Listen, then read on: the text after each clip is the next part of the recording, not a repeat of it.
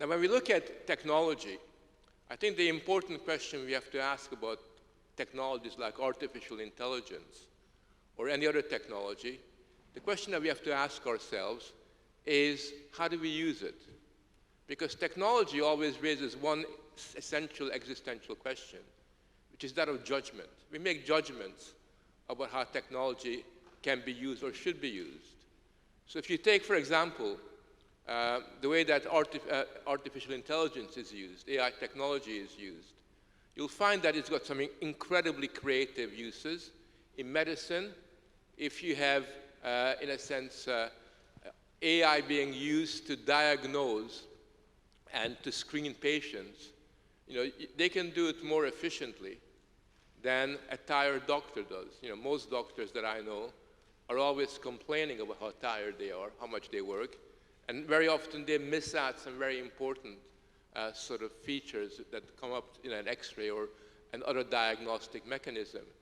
And while a robot or a form of artificial intelligence can screen and pick up problems in a very efficient way, the doctor can stand back and use his clinical judgment to make decisions about what is the consequence of that finding, how to respond to that, what kind of treatment they should be using in relation to that. So I think in that sense you can see artificial intelligence, if it's used in the right kind of a way, if it's used to enhance our sense of judgment or creativity, it's a very positive development. But even in simple areas of our life, for example, if you take manual work, and we still do a lot of manual work, maybe not at this university, but outside, it's still a common phenomenon among people. If you look at manual work, we have, at the moment, forms of technology which allows manual workers to put on this robotic skin on themselves, which enhances their physical powers, whereby through the use of this technology, essentially manual workers turn into strong robots who can lift far more, are able to deal with far more strenuous physical challenges than they could do otherwise. We have drone technology, which can be used very, very effectively to look at the tops of buildings, to look at bridges, to see whether repairs need to be done on roads, all those things that take hours and hours and hours of hard physical labor. These things can now be done by the use of AI. It was, I think, back in 1960 that the American car company GM used the first ever robot. That was a very, very long time ago. Since 1960, the introduction of robot technology in car industries and elsewhere has been fairly minimal.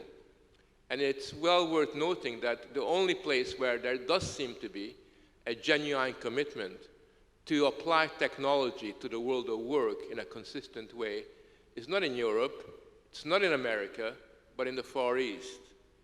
You'll find that it's in Japan, it's in China, it's in Singapore and places like that, that people are introducing robots. And I think they're doing it very cleverly. For example, in places like China and Japan, they've got an aging population. People are getting older and older. They're having less and less young people relative to the aging population. They're now using robots as a way of helping to look after old people. What does it mean for work? Are we going to work less? Are we going to work differently? What's the consequences of AI and all the different technologies? It seems to me that the positive potential of AI, as far as work is concerned, is that it can, if we make the right judgment calls, enhance the meaning of work.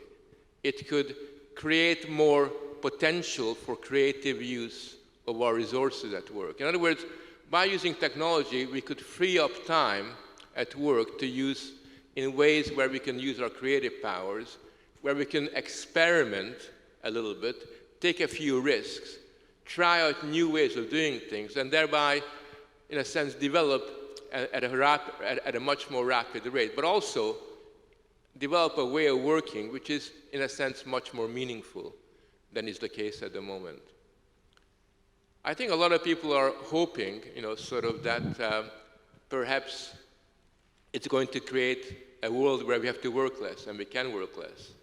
And I can really understand why a lot of people would like the idea, for example, of a 15-hour week or a 20-hour week. It's very attractive, especially if you have a job which is full of drudgery, where you have no control over the timing of your work, where you're, in a sense, continually being watched over by your boss. It's not always a very pleasant experience, and I think a lot of people would enjoy spending less time in those kinds of environments. But just think about it. I mean, what is work? And whether you like it or not, most of us, most human beings, develop their identity through their work. Right? We are who we are through what we do. Right? We're not just simply biological entities. We're not just simply being created by somebody else and we just exist and gain our identity through this natural process. We're social beings, we're human beings who, through transforming the world around us, also alter ourselves. And through the work that we do, we learn even in the most difficult circumstances, and through the work that we do, we get a sense of who we really are.